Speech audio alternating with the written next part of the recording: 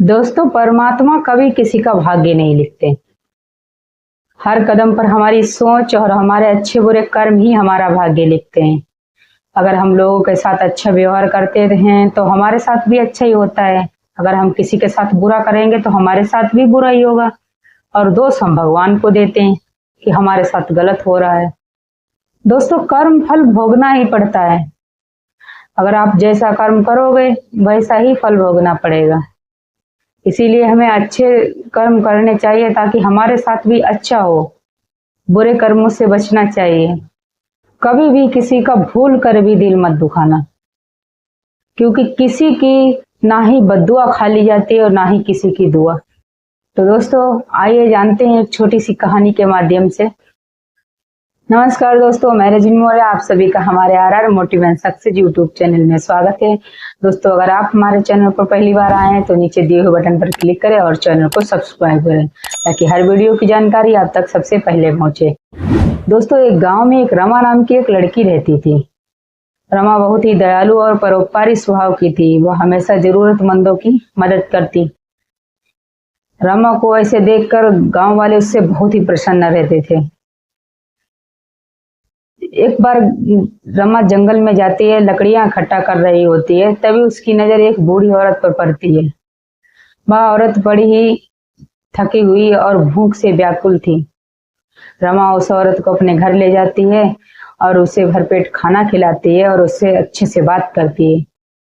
वह औरत रमा की इतनी सेवा भाव और दयालुता देखकर बहुत ही प्रसन्न हो जाती है और उसे एक जादुई बीज देती है और कहती है, बेटी, ये तुम्हारी दयालुता का फल है। इसे अपने बगीचे में तुम लगा देना और प्रतिदिन इसकी अच्छे से देखभाल करना।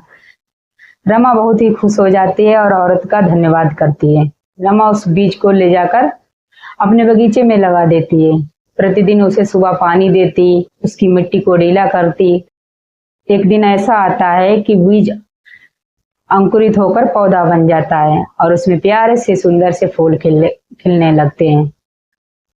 रमा ये देखकर बहुत ही खुश हो जाती है। रमा बगीचे की देखभाल कर ही रही होती, तभी उधर एक गाय आ जाती है और फूलों को खा रही होती है। रमा ये देखकर बहुत ही गुस्सा हो जाती है और एक पत्थर उठाकर गाय के पैर पर मार देती है। पत्थर गाय के पैर पर जब लगता है तो वहां पर जख्म बन जाता है। अब रमा को उसकी ऐसी हालत देखकर बहुत ही दया आती है कि वो सोचती है कि मैंने ऐसा क्यों किया। उसे एहसास होता है कि मुझे ऐसा नहीं करना चाहिए था और वह गाय के जख्म पर ट्यूब लगा देती है और गाय को अच्छे से चारा खिलाती है। गाय रमा से बहुत ही प्रसन्न हो जाती है। कुछ दिन बाद रमा देखती है उस पौधे में एक फल लगा है। फल बहुत ही बड़ा और सुंदर दिख रहा था। रमा उस फल को अंदर ले जाकर उसे काटती है तो फिर उसमें देखती है उसमें सोने के सिक्के निकलते हैं। अब रमा को यह मन ही मन यह एहसास हो गया कि उसने हमेशा जरूरतमंदों की मदद की और इसीलिए उसे ऐसा अच्छा फल मिला, क्योंकि हमेशा जो दूसरों की भलाई करता है, दूसरों के साथ कभी बुरा नहीं करता है, उसे हमेशा उसके साथ अच्छा ही होता है।